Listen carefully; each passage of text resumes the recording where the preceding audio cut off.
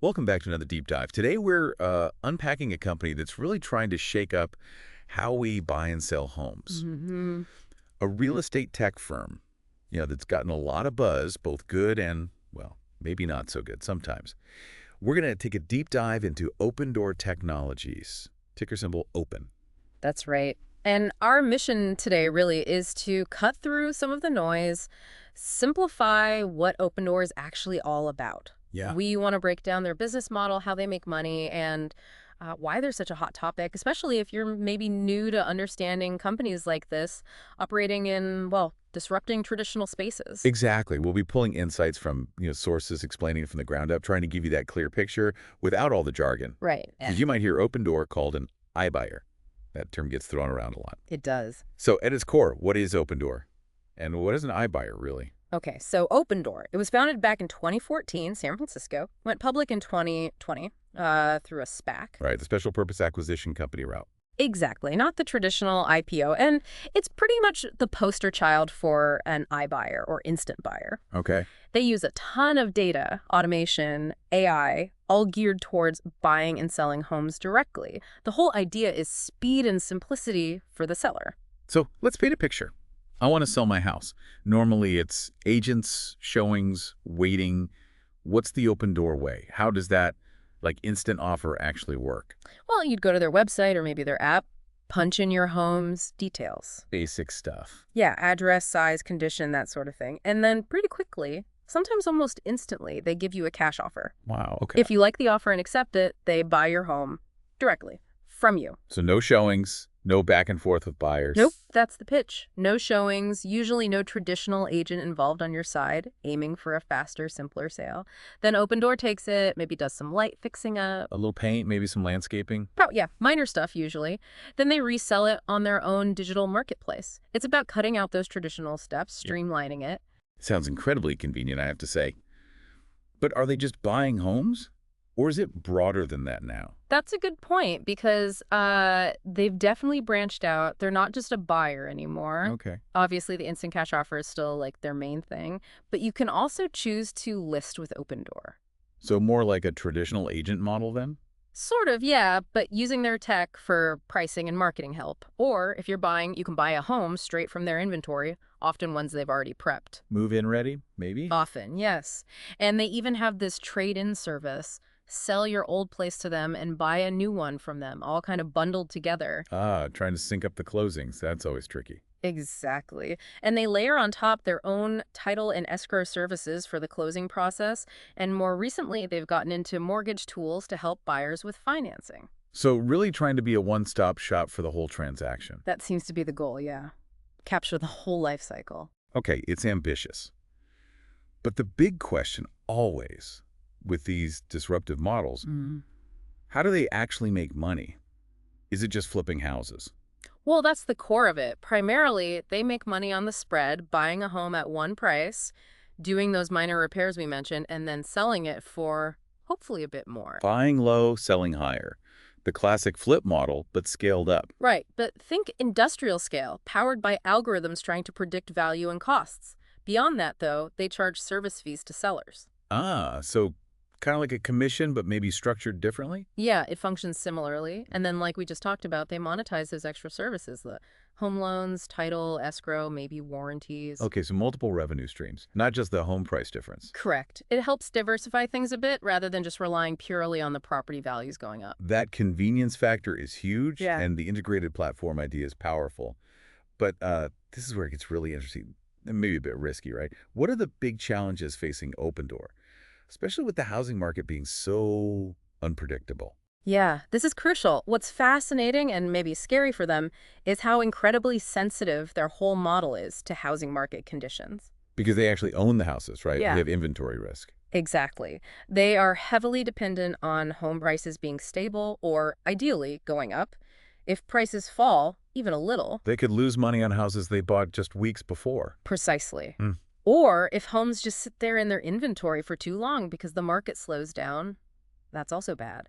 Rising interest rates make it harder for people to buy, which slows sales, increasing that inventory risk. So they could be stuck holding a lot of properties, burning cash while they wait. That's the danger. It's like holding a hot potato almost. If the market turns quickly, they can get caught with too much inventory bought at higher prices. And we've seen this actually happen, haven't we?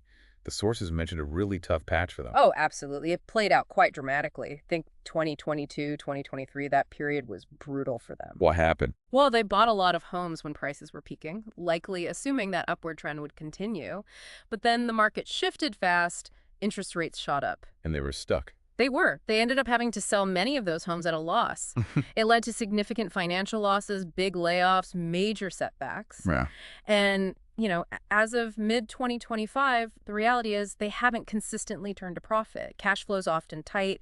They've actually reported losses for, I think, 11 straight quarters now. 11 quarters. Wow. Despite trying to shrink those losses, I assume. Yeah, they've been working on it, cutting costs, refining their models, but it just highlights how exposed they are when the market gets choppy. Okay, so despite those very real challenges, consistent losses, there's still a lot of hype around Opendoor. It captures people's imagination. Why?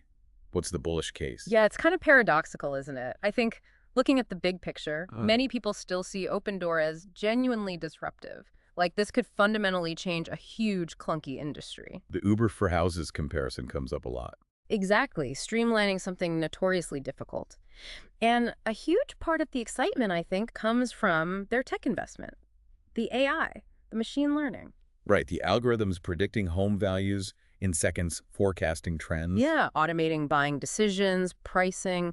Yeah. That whole real estate plus AI hybrid idea is really attractive to tech investors who believe in that long-term vision. They think Opendoor can figure it out and eventually dominate. And then there's the other factor. The whole meme stock thing seems to have caught Opendoor too, right? Oh, definitely. It absolutely became part of that whole meme stock phenomenon, which means, short squeezes, massive volatility, price moves that seem disconnected from day-to-day business results. So retail investors piling in, social media buzz. Totally. Sources point to Open surging, nearly 500% in July, driven largely by retail traders on platforms like StockTwits, Reddit. And with a high short interest, I think around 22% of the float was shorted. Meaning lots of people betting against it. Right, which makes it perfectly set up for a short squeeze. The price jumps, shorts have to buy back to cover their losses, which pushes the price even higher. It's a feedback loop. And it's not just retail hype, is it? Didn't they get some high-profile backing too? They did, yeah. That added another layer. Eric Jackson from EMJ Capital, he's known for being early on Carvana's big rebound. Okay, so he has some credibility in spotting turnarounds. Right. He publicly backed Opendoor, called it a real business, not just hype, and even threw out a potential price target way up at $82 a share. Wow, $82. That's ambitious. What's his reasoning? His case is basically that the meme surge is happening because there's a real transformation underneath. He points to Opendoor cutting costs aggressively, becoming the, quote, last man standing after Zillow and Redfin bowed out of iBuying. Less competition now. Exactly. And he believes they're close to hitting positive EBITDA, earnings before interest, taxes, depreciation, amortization, a sign they might be turning the corner towards actual profitability. Okay, so we have the disruptive vision, the AI angle, the meme stock fuel, and a prominent bull making a case. But let's balance this. What are the counterarguments? The bearish warnings analysts are flagging. Right, because this is the crucial question. Is this recent crazy surge based on improving fundamentals, or is it just euphoria? Like we saw with GameStop or AMC back in 2021. Exactly like that, potentially. Bearish warnings suggest Opendoor's price might be soaring regardless of its actual business health, driven more by that retail enthusiasm and trading dynamics than solid financial progress, which, can be pretty risky for investors caught up in it. So digging into the numbers, it's maybe not quite as rosy as the stock chart might suggest. Well, precisely. The U.S. housing market is still pretty lukewarm overall. Interest rates are still fairly high, which continues to pressure their basic business model. And the 11 straight quarters of losses. That's hard to ignore. It really is. It's a long track record of not making money. And if you look at professional analysts, the sentiment is pretty cautious. Only 1 out of 9 covering the stock gives it a buy rating. Only one. Wow. And the average price target? Somewhere around $0.83 per share, last I checked. Which is, worlds away from that 82 bullish call we mentioned. It shows a huge gap between analyst caution and market hype. And the volatility itself is a warning sign. Absolutely. Seeing a stock jump like 120% in a single day, only to crash 20% later that same day, that screams risk, especially for individual retail investors. It really suggests the price is being driven more by speculation and momentum than, solid, predictable business performance right now. Okay, so putting it all together, what does this mean for you, the listener, trying to make sense of this? We've seen Open Door's big vision, using tech to simplify home buying and selling, aiming for speed, convenience. Yep. And how they try to make money from that spread on homes, plus those service fees, trying to build that integrated platform. But we've also dug into the very real risks tied to the housing market, their history of losses. Right, and contrasted that with the huge excitement around its disruptive potential, the whole meme stock angle, big endorsements, and those wild daily stock swings hitting nearly 400 million shares traded in a day, spiking up towards $3. It really presents this fascinating clash, doesn't it? Traditional industry versus tech disruption mixed with super volatile market sentiment. It's more than just real estate. It really is. It's a bet on whether technology, AI specifically, can fundamentally de-risk a business that's historically very cyclical and tied to physical assets, especially when you add in all that market speculation.